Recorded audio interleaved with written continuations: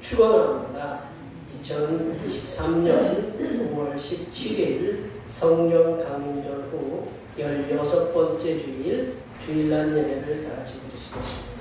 묵도하시겠습니다.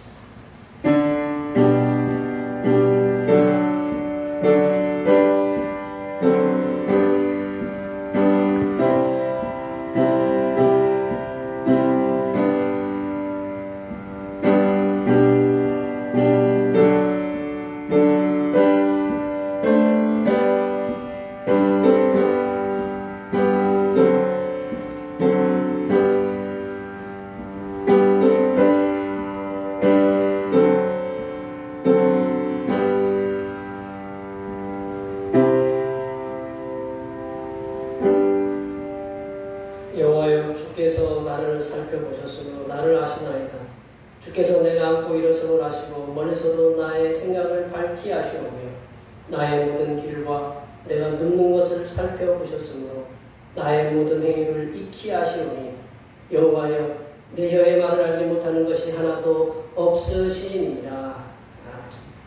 세상의 어두운 그림자를 빛으로 몰아내시어 자유를 누리시기를 바라신 하나님 아버지, 죄인된 우리들을 예수님의 구속의 은혜로 구원하셔서 죄악에서 벗어난 삶을 살게 하심을 감사드립니다. 또한 주님 앞에 복종하여 쓰임받게 하심으로 감사드립니다. 거룩한 주님의 날, 주님의 백성들이 찬양으로 경배하며 아름다운 예배를 드리오니 임재하셔서 영광을 받아주시고 한없는 은혜로 풍성히 부어주시옵소서. 거룩하신 예수님의 이름으로 기원하옵나이다. 아멘. 이 시간 다같이 일어나셔서 지난 한 주간 동안 우리들이 알게 모르게 지었던 우리의 모든 죄를 반주에 맞추어서 침묵으로 고백하는 고백의 기도를 드리시겠습니다. 기도하시겠습니다.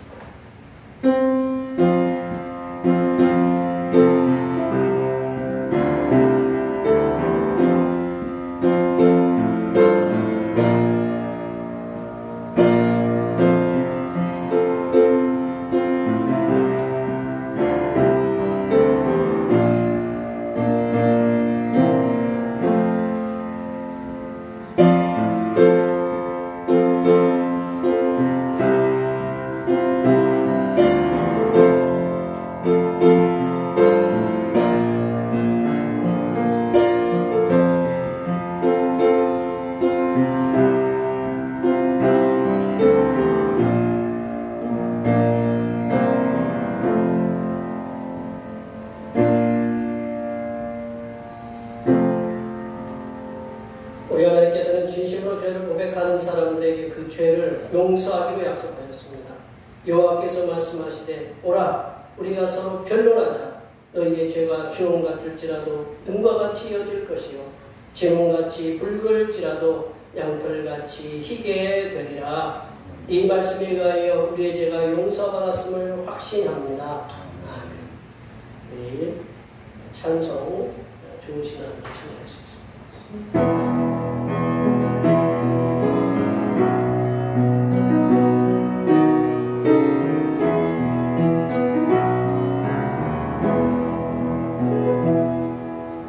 참 좋으신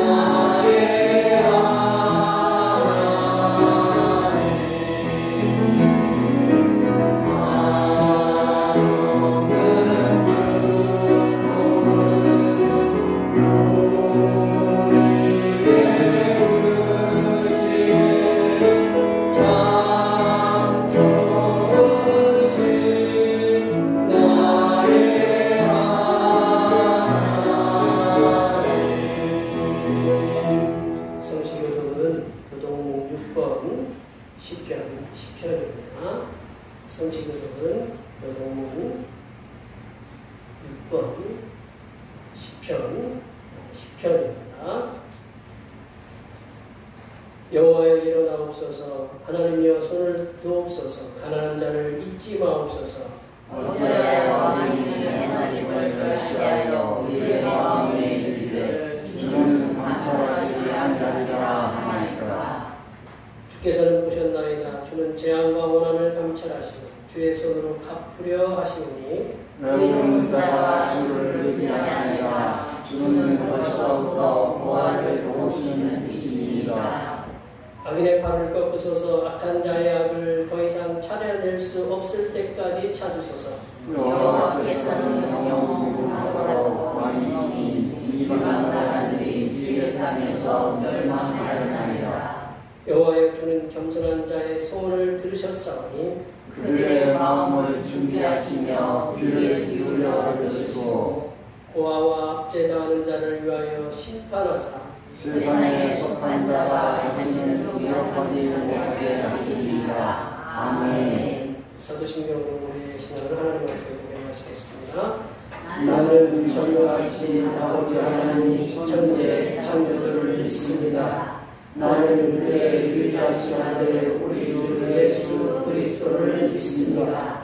그는 성령으로 잉태되어 동정녀 마리아에게서 나시고 본디오 빌라도에게 고난을 받아 십자가에 못 박혀 죽으시고 장사된 지 사흘 만에 죽은 자 가운데서 다시 살아나셨으며 하늘에 오르시어 전능하신 아버지 하나님 우편에 앉아 계시다가 거기로부터 살아있는 자와 죽은 자를 심판하러 오십니다. 나는 성령을 믿으며 거룩한 공교회와 성도의 교제와 죄를 용서받는 것과 몸의 부활과 영생을 믿습니다.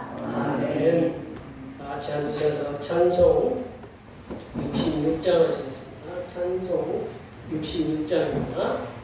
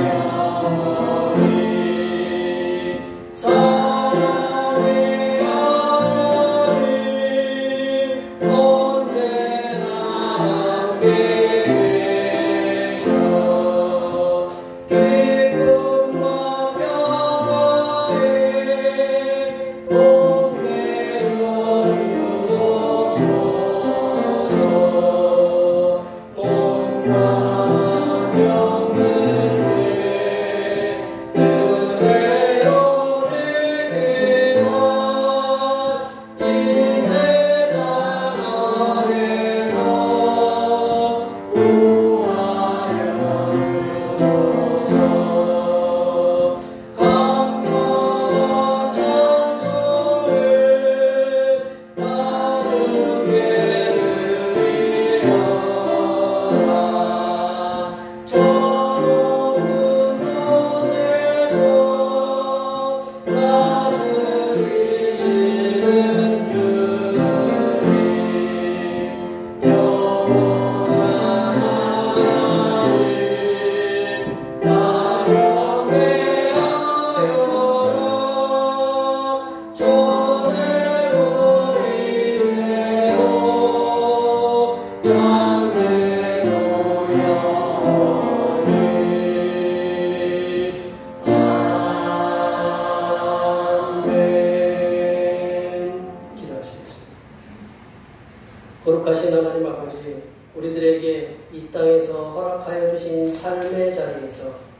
믿음으로 어려움들을 이겨내며 살 수 있도록 은혜를 부어주시고 이 땅에서의 삶을 살아가기에 부족함이 없도록 물질의 복과 평안의 복을 내려주심을 감사드립니다.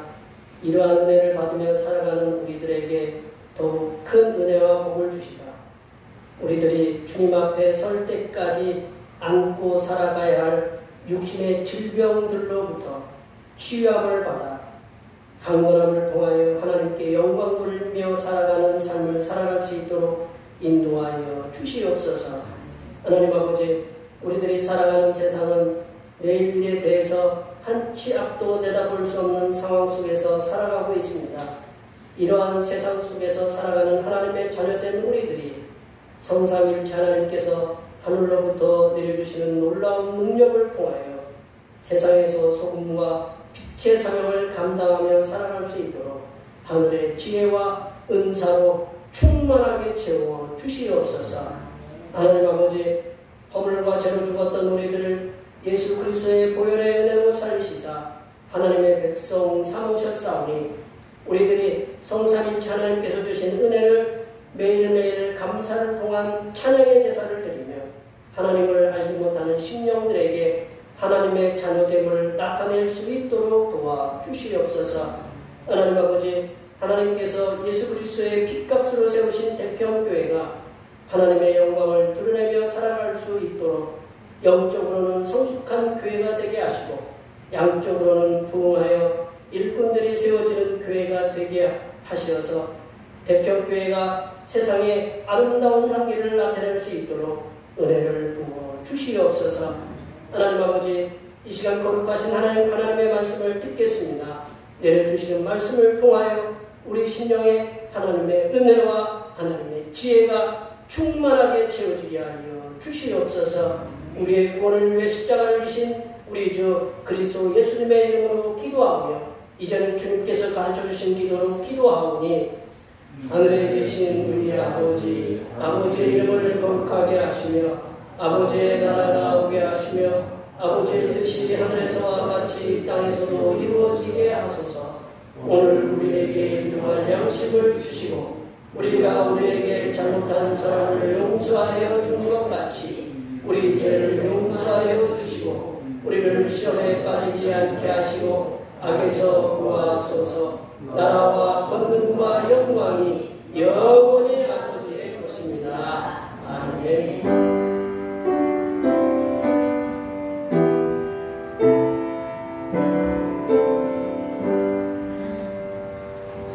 오늘 우리에게 주신 하나님의 말씀은 신약성경 누가복음 14장 25절에서 33절 말씀까지입니다. 신약성경 누가복음 14장 25절에서 33절 말씀까지입니다. 신약성경 120쪽에 있습니다.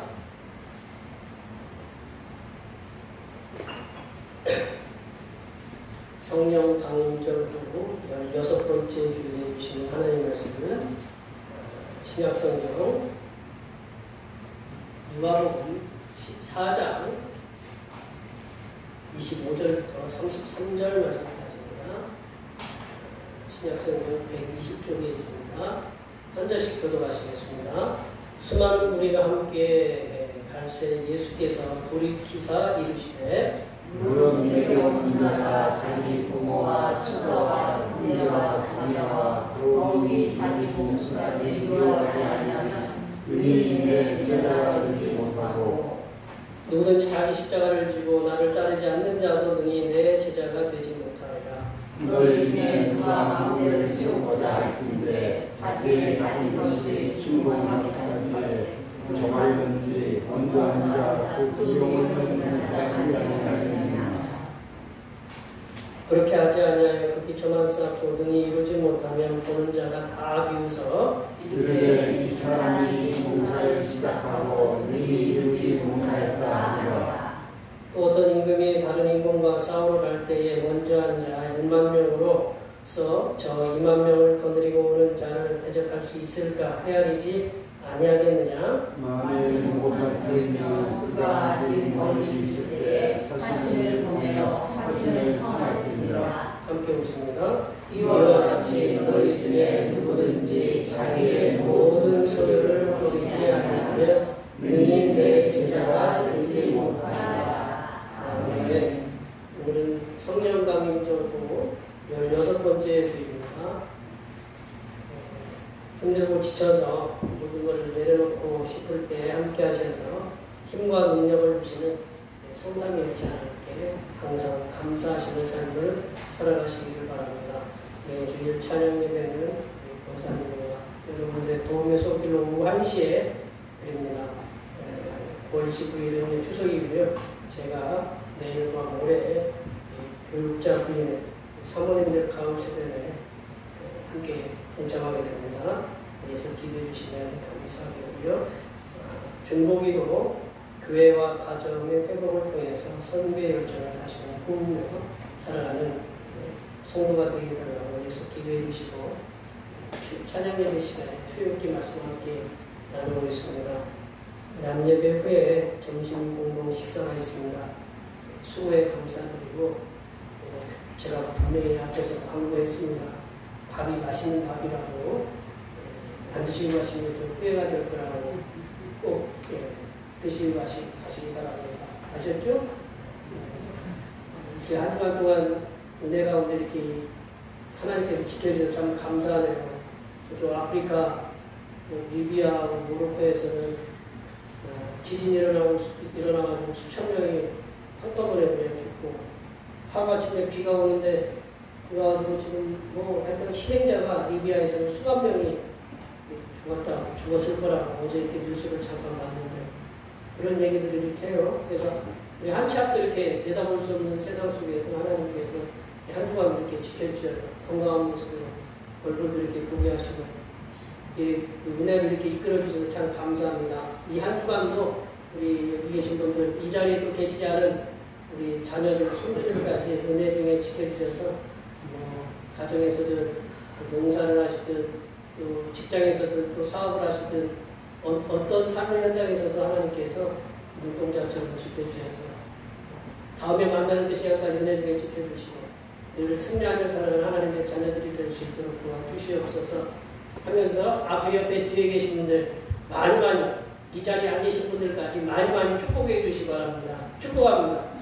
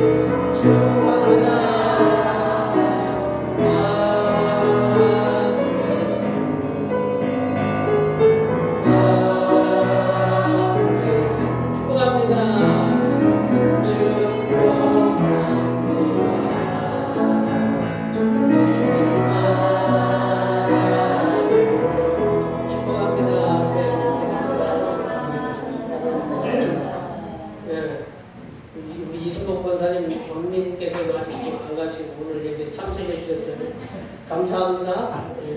이따 식사 맛있게 하세요. 나라를 위해서 이렇게 공적으로 일하는 공무원이나 회사를 위해서 이제 그걸 사무원이라고 하죠. 사적으로 일하는 사무원들.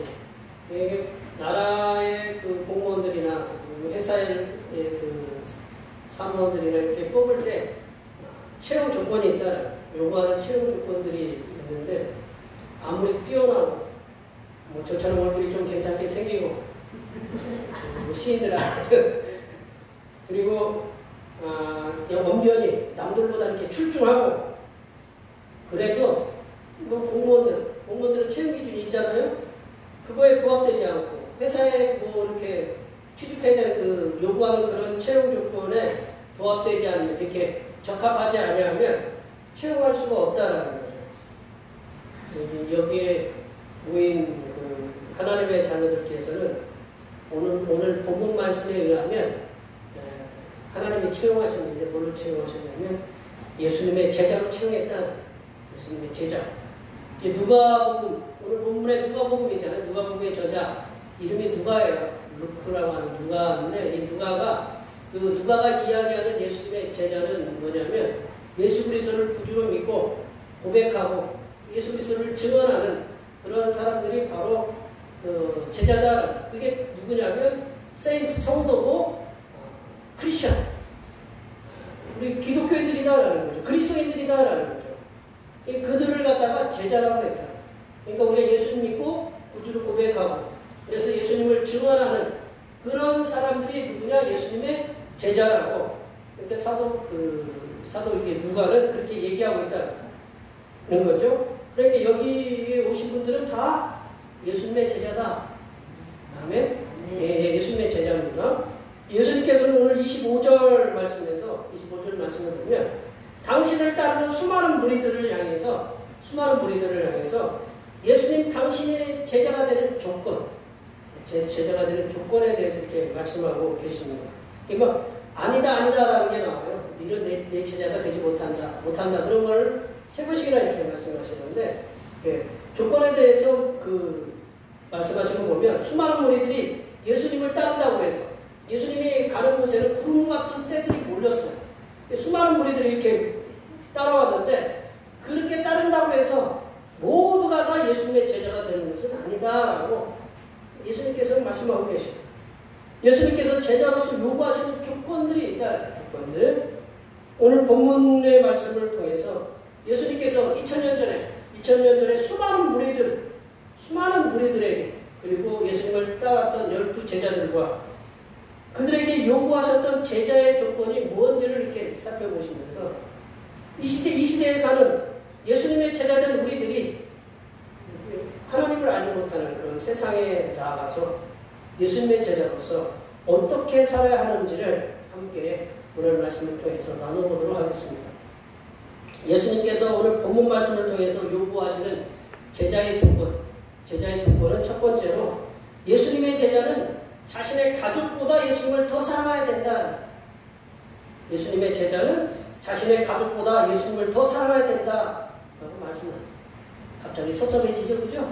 네. 제가 말씀한 게 아니고, 제가 말한 게 아니고, 누가 말씀하셨냐면, 예수님 당신께서 말씀하셨다라는 거죠.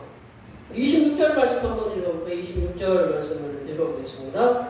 너는 내게 오는 자는 자기 부모와 처자와 형제와 자매와 더욱이 자기 목숨까지 미워하지 아니하며 너희 내 제자가 되지 못하고.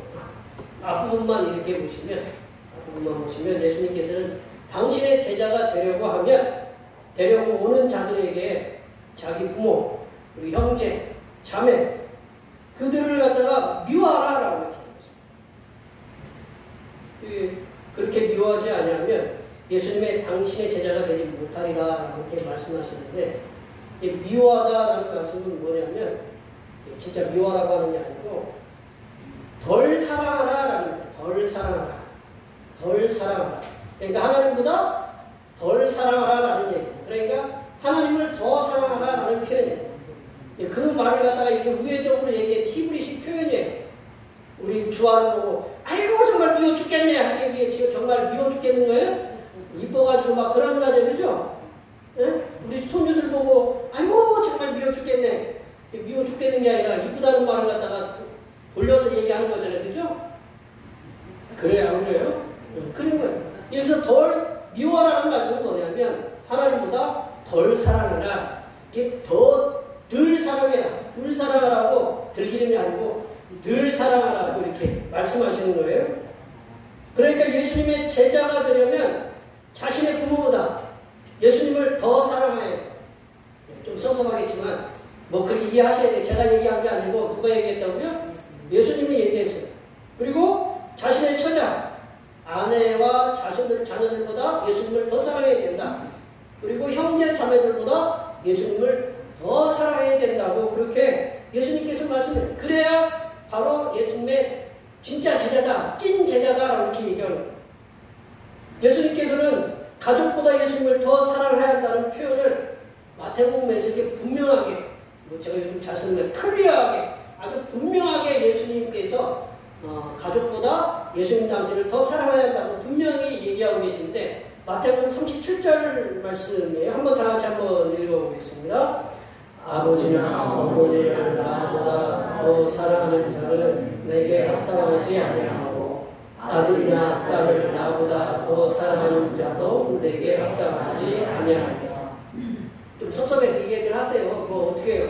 주님이 얘기하신 거예요. 주님이 예수님의 이 말씀은 부모를 공경하지 말라, 부모를 사랑하지 말라라는 것이 아니다.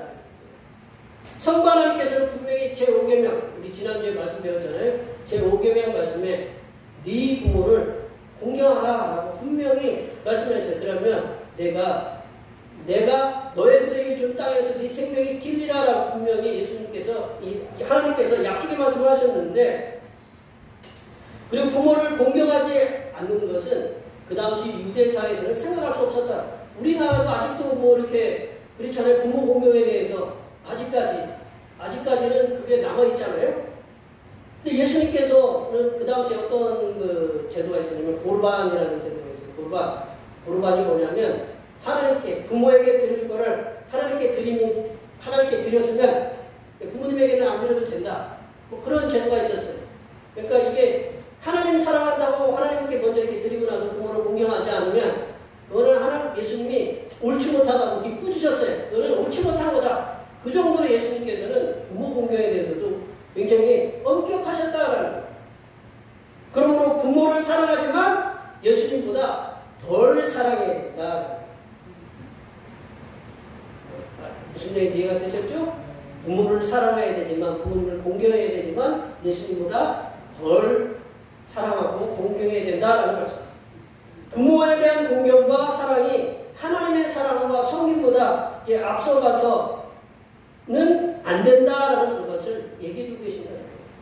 또한 자신의 아내, 그리고 자녀들, 부모, 그리고 자매, 형제, 그들보다 하나님, 예수님을 더 사랑해서는 안 된다는 거죠. 우리 내 이웃을 내 몸처럼 사랑하라고 예수님이 이렇게 10가지 계명을 2가지 계명으로 줄이시면서 5계명부터 10계명의 말씀을 단 한 가지로 내 이웃을 내 몸처럼 사랑하라고 이렇게 말씀하셨는데, 그 내 이웃에 우리 부모님도 들어가고, 우리 자녀들도 들어가고, 아내들도 들어가고, 형제 자매도 들어가고, 모두가 다 포함된다라는 거죠. 결국 예수님의 이 말씀은 우리에게 주는 시사한 바가 뭐냐면, 예수님의 제자라면 부모와 아내, 자녀, 그리고 형제 자매보다 하나님을 더 앞세워야 된다, 더 사랑해야 된다는 거예요. 예수님의 제자가 되려면 사랑의 우선순위에 있어서 하나님을 가장 앞세워야 한다는 것을 말씀하고 계신다는 거예요. 예수님의 제자가 되기 위한 조건으로 가족보다 하나님을 더 사랑하라는 말씀에 대해서 이렇게 머리가 혼돈스럽죠. 쉬운 예를 들어드리면 여기 계신 분들 다 예수님 믿죠, 그죠? 예수님 다 믿어요. 그런데 가족 가운데 예수님을 믿는 것을 반대하는 가족 구성원이 있었어요. 그랬어요, 안 그랬어요? 네, 그랬어요. 예수님 내가 믿는데 왜 교회 가냐고, 오늘 수요일인데 못 가게 하고, 뭐 이제 그런 게 있었잖아요. 네, 그런 때가 있었어요. 그런 거. 그래서 그분이 부모님이나, 그리고 뭐 남편이나 아내나 자식이 교회 가서 엄마 뭐 하려고 그래? 뭐 이제 그런 게, 그 형제, 자매가 교회 못 가게 막는다. 그러면 그런 거에 귀를 기울이지 말라라는 거죠. 그런 거에 우리가 동의하면 안 된다. 그래, 우리 형제, 자매가 반대하고 부모님이 반대하는데 교회 갈 거 없다. 그게 그런 게 아니고, 그런 거에 동의하지 않고 그 하나님의 그 뜻에 따라서 이렇게 주님 옆에 나오는 게, 그게 바로 하나님을 더 사랑하고 예수님을 더 사랑하는 거다라는 거죠. 형제 평화를 위해서, 가족의 평화를 위해서 내가 교회를 나가지 않는다. 그게 하나님보다 가족을 더 사랑하는 거다라는 거죠. 그래서 우리의 유일하시고 영원한 구원자이신 예수님을 믿는 거에 대해서 가족이 반대한다. 그렇다고 해서 가족의 평화를 위해서 예수님을 믿는 믿음을 포기하는 것은 성삼일체 하나님보다 가족을 더 사랑한다 라는 것이라는 거죠. 그래서 성삼일체 하나님을 가족보다 더 사랑한다. 성삼일체 하나님을 가족보다 더 사랑한다. 그래서 예수님의 제자가 된다라는 것은 가족이 예수님을 믿는 것에 대해서 반대를 한다 하더라도 그 반대를 이겨내고 예수님을 믿는 것이 성삼일체 하나님을 더 사랑하는 것이다 라는 것을 예수님이 우리에게 말씀해주고 계신다라는 거죠.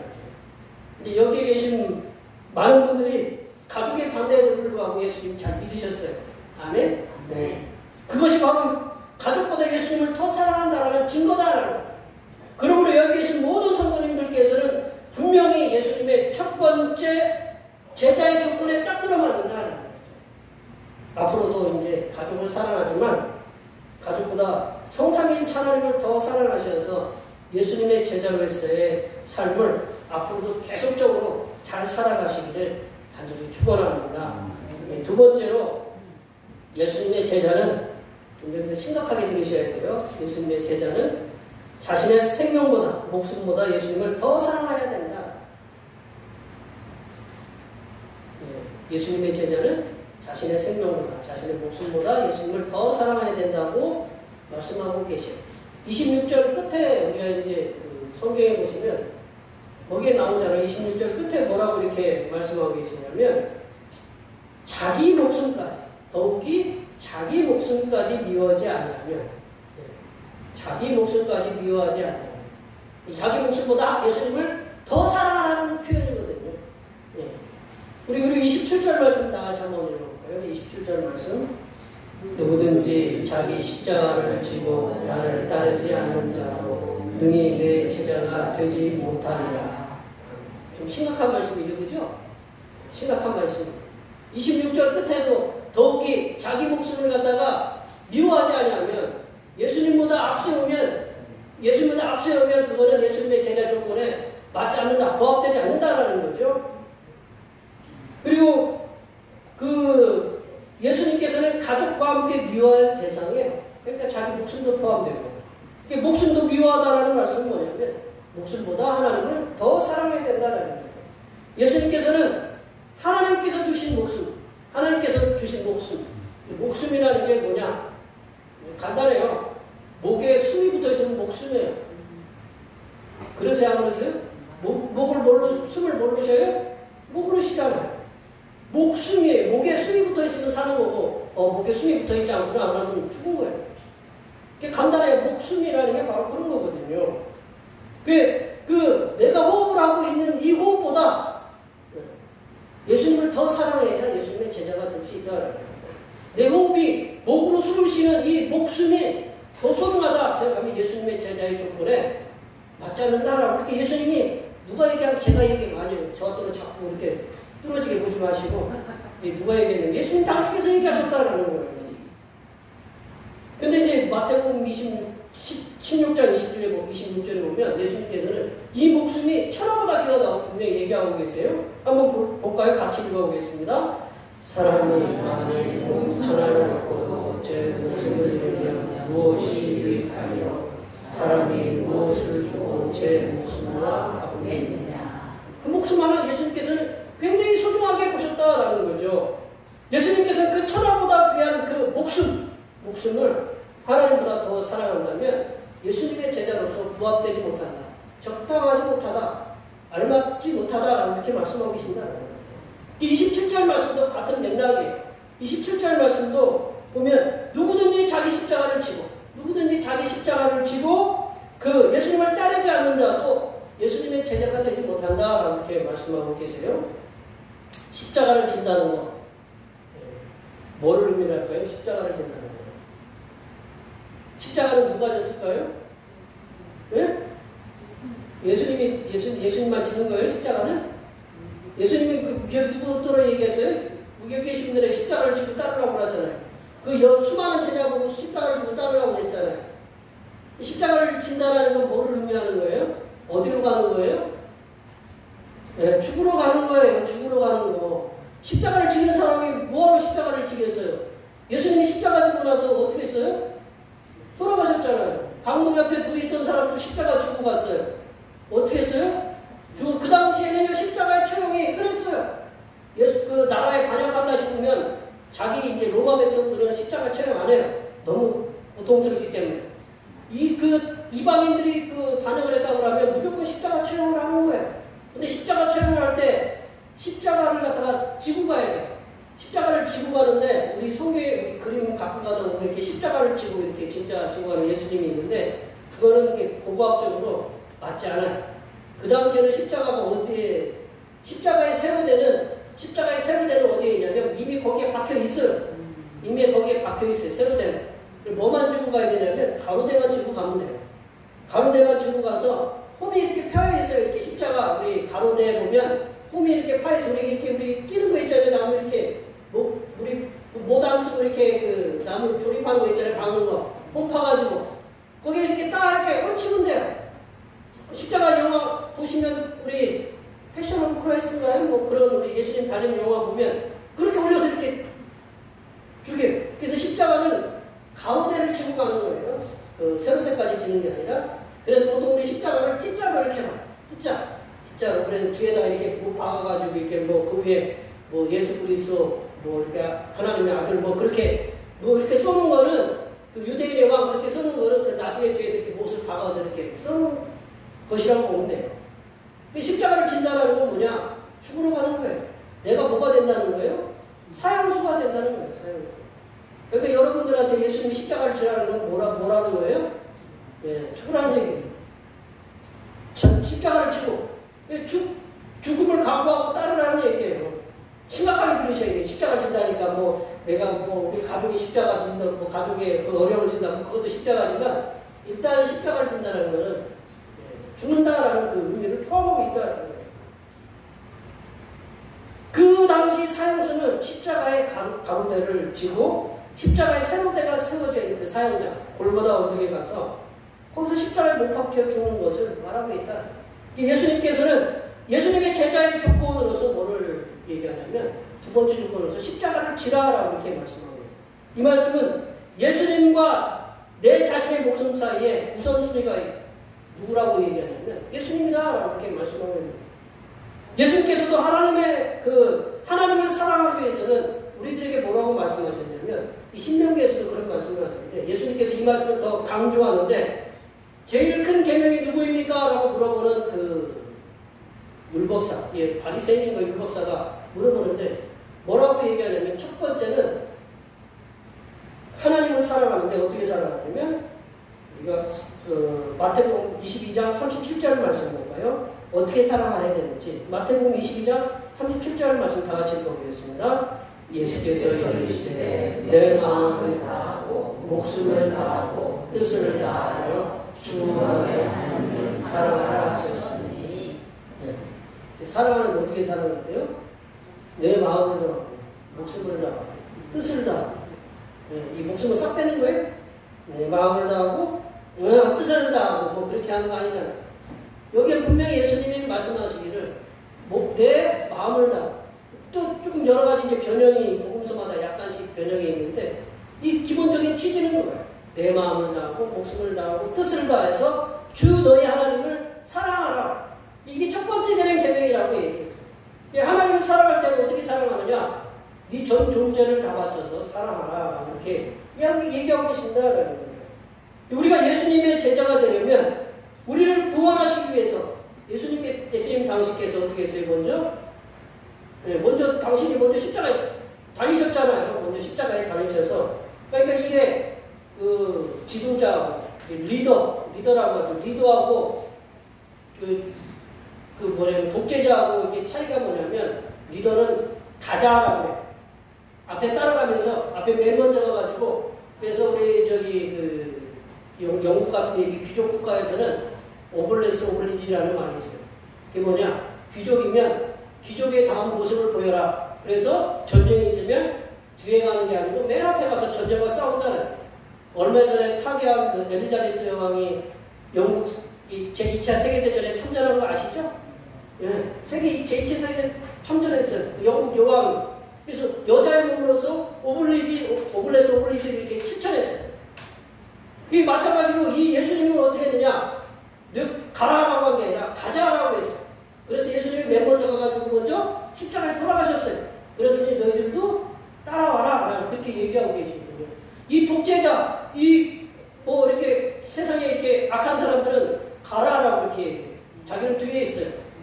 그거는 이렇게 바람직하지 못해. 예수님은 그렇지 않았다. 먼저 예수님이 가자. 그래서 먼저 앞에 가가지고 당신께서 총알바지를 한 거야. 십자가에 못 박혀 돌아가시고, 그리고 우리를 위해서 이제 너희들도 내가 이렇게 봤지? 이렇게 해. 라고 그 모범을 보여주셨다라는 거죠. 그렇게 해서 우리를 위해서 먼저 당신의 목숨을 아낌없이 십자가에 던지신 예수님의 은혜와 그 하나님의 사랑에 우리가 항상 감사하는 삶을 살아야 된다는 거죠. 우리가 가진 목숨은 하나밖에 없어요. 일단 우리가 삶의 현장에 목숨 바칠 때 어디냐면 그런 게 아니라 우리의 삶의 현장에서 우리가 주님을 위해서 최선을 다해서 살아가면 된다는 거죠. 우리가 이제 제가 제일 싫어하는 찬양 중에 하나가 사명이라는 찬양. 참 사명을 불러요. 그래서 거기에 보면 그런 거 있잖아요. 뭐 주님이 홀로 가시는 거기 뭐 나도 따라가. 왜 그거를 자꾸 나더러 이렇게 우리더러 부르라고 하는지. 거기에 보면 끝에 보면 이런 찬양이 있어요. 목숨도 아끼지 않게. 나 그 찬양 부를 때마다 좀 그 소리를 안 내고 싶어요. 거기에는 그러한 찬양이 우리가 고백이 있잖아요. 그죠? 그 찬양, 그 사명을 제가 언제 많이 들었냐면, 우리 저번에도 말씀드렸죠. 옛날에 2007년도에 생물교회에서 아프가니스탄에 피랍됐을 때, 제가 그 찬양 많이 들었어요. 그분들은 목숨 바쳤잖아요. 그리고 그 중에 몇 분 이렇게 돌아가시고 이렇게 나왔잖아요. 우리가, 예수님이 우리에게 이제, 우리가 주신 삶의 현장이, 우리가 모두가 다 이렇게 생명을 바칠 만한 현장들은 아니잖아요. 근데 우리가 예수님의 제자로서의 삶을 살기 위해서는 유일하게 하나밖에 없는 목숨이라 할지라도 우리의 삶의 현장에서 목숨을 바쳐가듯이, 이게 목숨을 바쳐가듯이, 그렇다고 몸을 갖다가 혹사하라는 얘기는 아니에요. 내가 주님도 이 정도는 참으셨지 하면서, 그러니까 우리가 삶의 현장에서 참 최선을 다해서 또 여러 가지 뭐 나쁜 말도 들어도 좀 치욕스러운 말 들어도 주님은 이 정도도 견뎌내셨지 하면서 그런 걸 견뎌내는, 그게 바로 목숨 바쳐가면서 헌신하는 거 아닐까요? 그래서 우리가 그러한 삶, 우리가 그 목숨도 내려놓을 수 있는 삶의 태도로 우리가 주님을 우리 삶의 현장에서 전하시는 하나님의 귀한 백성들이 되시기를 간절히 축원합니다. 세 번째로, 예수님의 제자는 자신의 모든 소유보다 예수님을 더 사랑해야 된다. 참 오늘 참 여기 잘못 만나셨어요. 오늘 참 잘못 만나셨어요. 예수님께서는 당신의 제자를 되려면 자신의 모든 소유보다 예수님을 더 사랑해야 된다라고 이렇게 말씀하셨어요. 우리 33절 말씀 읽어보겠습니다. 33절입니다. 이와 같이 너희 중에 누구든지 자기의 모든 소유를 버리지 아니하면 능히 내 제자가 되지 못하리라. 우리 이 말씀을 잘 들어야 돼요. 오늘 예수님께서 본문에서 예수님의 제자의 마지막 조건으로서 자기의 모든 소유를 버리라고 이렇게 말씀하고 계신다. 자신의 모든 소유를 버린다라는 것은 우리가 잘 들어야 됩니다. 정확하게 잘 들으셔야 되는데, 자신의 소유에 대한 집착에서 벗어나라는 거예요. 첫 번째는 자신의 소유에 대해서 집착에서 벗어나서 오로지 자신의 삶을 예수님께 온전히 바치겠다라는 그런 의미가 바로 소유를 갖다가 버리라는 의미로 우리가 들으셔야 된다는 거죠. 그 예수님 시대에요. 진짜로 예수님 시대에 존재했던 세례자 요한이 이제 그 공동체의 삶을 살았던 에세네파라는 데가 있어요. 에세네파. 세례자 요한이 들에서 살았잖아요. 세례자 요한은 좀 보면 볼품 없잖아요. 무슨 뭐 낙타옷 입고 거기에 또 뭐를 먹었냐면 들에서 나는 석청을 먹었다고 그래요. 이렇게 청빈한 삶을 살았어요. 근데 이 에스네파는 어떤 걸 요구하냐면 자신이 가지고 있는 모든 재산을 다 바치는 거예요. 그렇게 해서 거기에 이제 그런 삶을 살라고 공동체에 들어오려면 그렇게 다 바치라는 그런 에스네파가 있었어요. 예수님께서 말씀하신 모든 소유를 버리라라는 말씀은 모든 소유를 포기하라는, 영어 성경에 보면 기브업이라고 포기하라, 소유를 포기하라고 이렇게 나와요. 예수님께서 말씀하신 모든 소유를 버리라. 이 그 말씀, 이 일부의 그 당시에 이제 헬라 철학자들, 그리스, 헬라를 갖다가 그리스라고 하거든요. 그래 헬라 철학자들도 이런 가르침을 가르쳤어요. 당신의 자신의 제자가 되려면 제사를 모두 바치는 것을 신봉했다. 그런데 가장 이상적인 공동체로 이렇게 불렸던 기독교, 가장 이상적인 기독교 공동체, 최초의 기독교 공동체로 불렸던 사도행전 2장 44절에서 45절에 보면 서로 모든 것을 통용했다라고 이렇게 나와요. 자신의 것을 내놓아서 모든 것 소유를 통용했다라는 그 말씀을 우리가 읽는데, 우리 학자들이 뭐라고 얘기하냐면 그들은 모두 초기에 가장 이상적인 기독교 공동체 그 구성원들도 재산을 모두 내놓지는 않았다라는 거예요. 내놓지는 않았지만 자기가 갖고 있는 소유, 그걸 갖다가 모두 공유를 했다라는 거예요. 함께 나눴다라는 거예요. 그러니까 우리가 내가 뭐 필요하다 하면 이렇게 나눠주고, 저쪽에서 필요하면 내가 갖다 쓰고, 이게 서로 이렇게 공유하는, 요즘 뭐 차 중에 뭐 쉐어카가 있다고 그런 게 있죠? 네, 쉐어. 무슨 카에서 위쪽 가가지고 금방 타고 저쪽 뭐 이렇게, 요즘 무슨 좋은 세대에 살고 있는데, 그렇게 나눴다는, 바친다는 의미가 아니라 서로 공유를 해가지고 필요한 것들 서로 나눠가면서 썼다라는 것을 우리가 그 학자들이 이렇게 얘기를 해요. 예수님께서 하신 모든 소유를 포기하라는 이 말씀, 어떻게 보면 급진적인 헬라파 철학자들과 마찬가지로 예수님도 이렇게 급진적인 교사처럼 이렇게 보였을 텐데요. 그런데 예수님께서 하신 이 말씀은 하나님을 사랑하는 것보다 소유를 더 사랑하는 것을 금지하기 위한 그 말씀이다. 하나님하고 소유하고 있어요. 둘 중에 너 선택하라. 그런 것을 예수님이 그렇게 요구하지는 않아요. 뭐 참기름하고 주님 예배하고 선택하라고 하면 우리가 뭐 이렇게 이것도 봉사도 해야 되고 이것도 우리가 그런 걸 선택하라고 이렇게 얘기하시나. 주님께서 얘기하시는 건 뭐냐면 네가 하나님보다 더 사랑하는 게 뭐냐라는, 하나님보다 이걸 더 사랑하느냐 그렇지 않느냐를 말씀하시는 거거든요. 소유를 하나님보다 더 소중하게 여기는 사람들, 소유를 하나님보다 더 소중하게 여기는 사람들은 그 소유를 채우고 유지하기에 급급하다. 소유가 있으면 이 소유를 어떻게 보관할까? 우리가 그 누가복음에 바로 전전자인가에게 보면 14장 전에 보면 그런 말씀이에요. 부자가 소출이 많으니까 뭐를 짓는다고 그랬어요? 창고를 짓는다고 그랬어요. 창고를 짓는, 하나님을 섬기는 것보다는 이거를 나누어주기보다는 이거를 갖다가 어떻게 내가 보관할까? 그래서 만약에 그렇게 보관했다가 비가 한꺼번에 쏟아지면 어떻게 돼요? 리비아처럼 그냥 한꺼번에 비가 쏟아지고 댐이 터지고 하면 아무 소용 없는 거예요. 하나님이 그러잖아요. 네 목숨 가져가면 그거 니께 되겠느냐라고 그렇게 얘기하시잖아요. 그 소유를 채우고 유지하기 급급해. 그래서 소유를 하나님보다 더 소중하게 여기는 사람들은 소유에 집착하기 때문에 하나님을 사랑하는 거에 집중하지 못해. 우리가 하나님도 섬기게 되는데, 내가 이게 더 소중하다 생각하면 이거에 얽매여가지고 하나님을 갖다가 돌보는 게, 하나님을 섬기고 하나님을 사랑하는 데 덜 신경 쓴다라는 거죠. 그래서 예수님께서는 소유보다 하나님을 더 사랑하기 위해서는 소유를 포기하라라는 말씀하십니다. 소유를 다 내놔라라는 그 말씀 이전에 뭐라고 하냐면 소유보다는 하나님을 더 우선시할 수 있는 그런 마음과 생각, 그 의지를 우리가 먼저 있으라고 이렇게 말씀하는 거다라는 거죠. 예수님께서는 예수님의 제자가 재산을 소유하는 것을 금하시진 않는다. 예수님의 제자는 기본적으로 우리 장로교 전통에서는요, 예수님 우리 재산에 대해서 그 사유 재산에 대해서 소유하는 것에 대해서 부정적이지 않아요. 그 뭐 소유를 갖다가 우리가 이거는 나쁘다, 이게 공산주의처럼 이걸 내놔서 우리가 쓴다. 우리 그런 것보다는 사유 재산을 인정을 했어요. 예수님께서는 제자가 자신의 소유에 집착하다가 결국 하나님에 대한 사랑을 뒷전으로 해서 하나님께 충성할 자신을, 우리가 충성해야 되는데 주일날에 나와서도 주님 앞에 충성을 해야 되고 예배도 드려야 되고, 우리가 이제 가끔 목사가 이렇게 불러가지고 우리 누구 신방해야 되는데 혼자 가기 좀 어려우니까 같이 가시면 어떻겠습니까? 했는데 목사님이 좀뭐 소도 팔아야 되고요. 뭐도 해야 되고 뭐도 해야 되고 이제 그러다 보면 예수님 하나님의 그 사랑에 대한 집중을 갖다가 덜 할 수 있다는 거죠.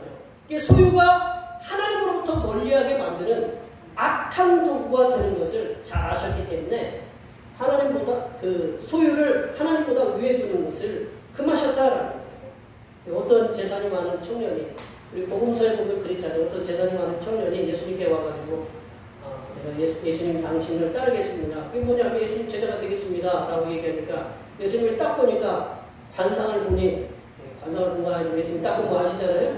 네. 재산이 적은지 많은지 딱 보잖아요. 재산 많구나. 너 재산 팔아라. 팔아가지고 가난한 사람 이렇게 도와주고 그 다음에 날 따르라. 그랬더니 이 청년이 뭐라고 그랬어요? 부자 청년이 근심함에 갔다라고 얘기했어요. 그래서 그 청년 떠나가는 그 청년 뒤를 보시면서 예수님께서 제자들에게 남아있는 제자들에게 이렇게 말씀하셨어요.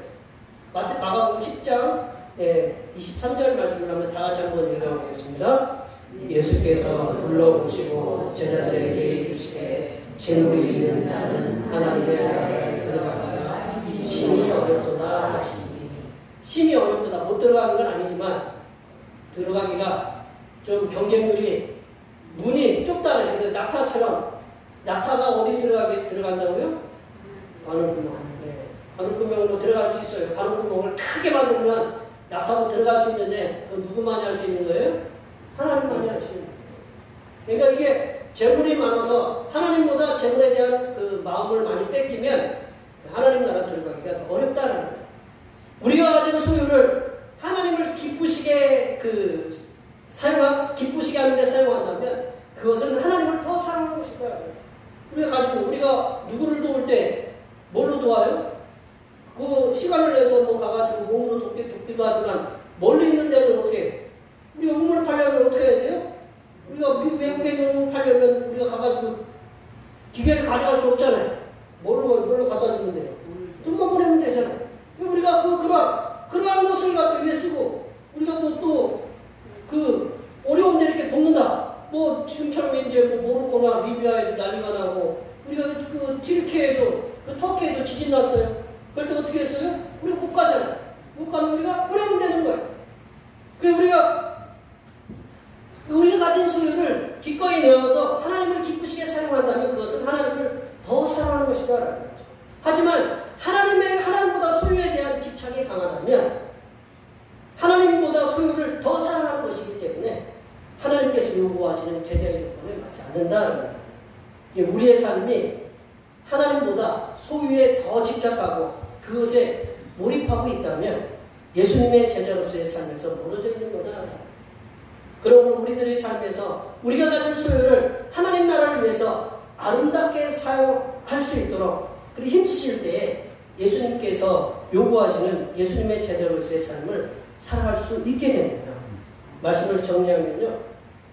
우리가 예수님께서 요구하시는 예수님의 제자로의 삶을 살기 위해서는 먼저 우리가 사랑하는 가족보다 먼저 하나님을 더 사랑하는 삶, 더 우선순위에 둬야 된다라고 말씀하고 계십니다. 또한 예수님의 제자로서 우리의 그 소중한 생명보다 예수님을 위해 헌신하는 삶을 살도록 힘써야 된다는 거죠. 더 나아가서 예수님께서 요구하시는 제자의 요건은 우리가 가진 재산을 나를 위해 쓰기보다는 주님을 위해서 쓰려고 힘쓰는 삶이 우선되어야 한다고 말씀하고 있습니다. 여기에 모여 예배하시는 모든 주님의 백성들께서는 이미 예수님을 더 사랑하셨습니다. 왜냐하면 이 자리에 나와서 예배하고 계시기 때문에 그래요. 안 그래요? 이 자리에 나와서 예배하고 있다는 것은 내가 뒤에 바쁜 것들이 많아요. 힘든 것들이 많아요. 내가 처리해야 할 것들이 많은데 그 모든 걸 다 뒤로 하고 예수님한테 먼저 나와야 된다. 그래서 예수님한테 나왔어요. 또한 예수님을 위해서 몸이 병들어도 여기 계신 분들이 이렇게 보면 표현이 죄송합니다. 멀쩡하신 분은 한 번도 안 계세요. 그러세요? 안 그러세요? 여기 좀 몸 상태가 지금도 안 좋으신 분이 이렇게 계세요. 지금 제가 얼굴을 보니까 그 몸 아픈 몸 이끌고 왔어요. 차도 끌고 아픈데 차 끌고 오고 아픈데 이렇게 그 손 붙잡고 왔어요. 주님 앞에 나왔어요. 이 주님 앞에 나와서 예배하고 있으니까 그 예수님을 더 사랑하는 것이에요. 또 우리가 더 나아가서 우리가 가진 물질, 여기 계신 우리 성도님들 보면 참 헌금을 열심히 하세요. 그 물질을 기꺼이 주님 앞에 내놓고 예물을 드리기 때문에 여기 계신 분들은 예수님을 더 사랑하고 계신다는 거죠. 여기에 모여 예배하시는 모든 주님의 백성들께서는 예수님의 제자로서의 합당한 삶을 살아가고 계시기 때문에, 지금까지 살아오셨기 때문에 앞으로도 지금처럼 더 성실하게 성삼일체 하나님을 사랑하시면서 하나님께서 기뻐하시는 성삼일체 하나님의 제자로서의 삶을 살아가시기를 간절히 축원합니다. 기도하시겠습니다. 하나님 아버지, 우리를 위해서 예수님께서 십자가에서 희생하신 그 사랑을 기억하며 우리가 가진 모든 것보다 하나님을 더 사랑하여 하나님께서 요구하시는 예수님의 제자로서의 삶을 살아가는 하나님의 백성들이 될 수 있도록 인도하여 주시옵소서. 거룩하신 예수님의 이름으로 기도하옵나이다. 아멘. 우리가 드린 말씀 생각하시면서 찬송 449장 하시겠습니다. 찬송하시면서 준비하신 이름으로 하나님 드리겠습니다.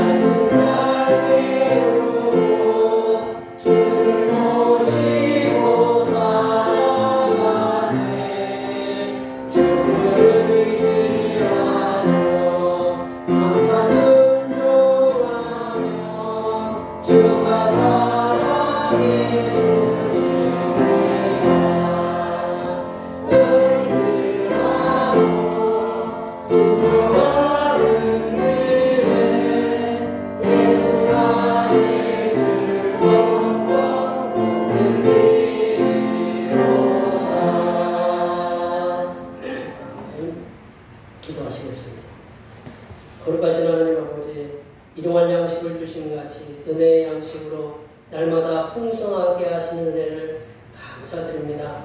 택함을 받은 자녀들이 세상에서 승리의 나팔을 불게 하시고 열심히 수고한 노력의 결과를 얻은 소득을 드리 감사하며 드리오니 기쁘게 받아 주시옵소서. 하나님 아버지, 변함없는 사랑으로 지켜주시고 지난 여름을 무사히 나게 하시고 열심히 수고하여 얻은 소득의 열의 하나를 주님 앞에 드립니다.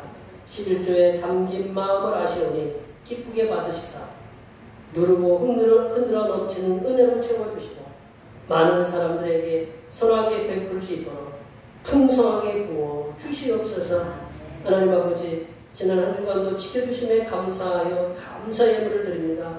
범사에 감사라는 말씀에 순종하여 감사의 예물을 드립니다. 이렇게 여러 가지 모양으로 감사의 예물을 드렸사오니 감사한 자에게는 감사한 일이 넘치게 하시고 또한 여러 가지로 기도의 제목들이 속히 응답받는 은혜가 임하게 하여 주시옵소서. 하나님 아버지, 오늘도 한결같은 마음으로 주님 앞에 주 이름을 드립니다. 이 한 주간도 주님께서 선하게 베풀어 주시는 사랑하심과 은총의 역사 가운데 복된 길로 인도하여 주시옵소서.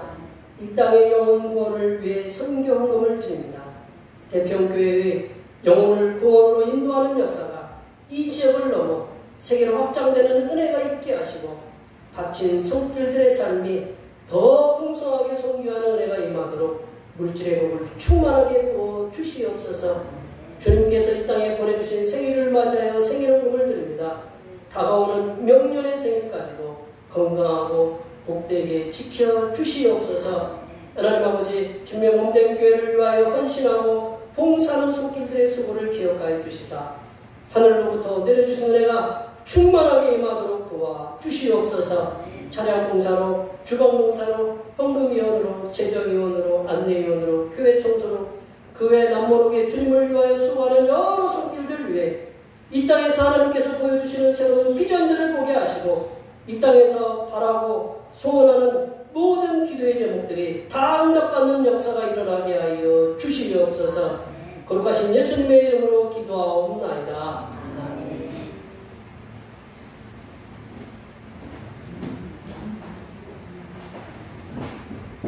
같이 가셔서 사명선언을 제청하시겠습니다.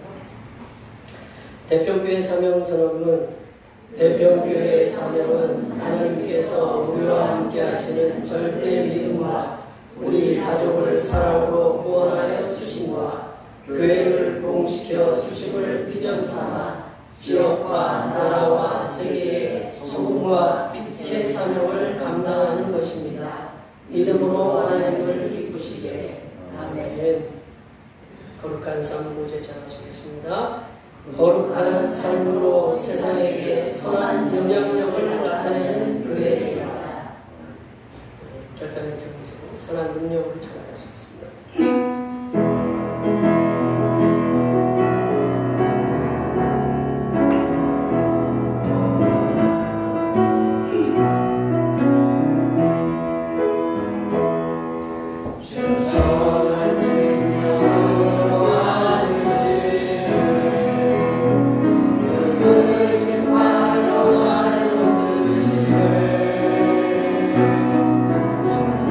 소리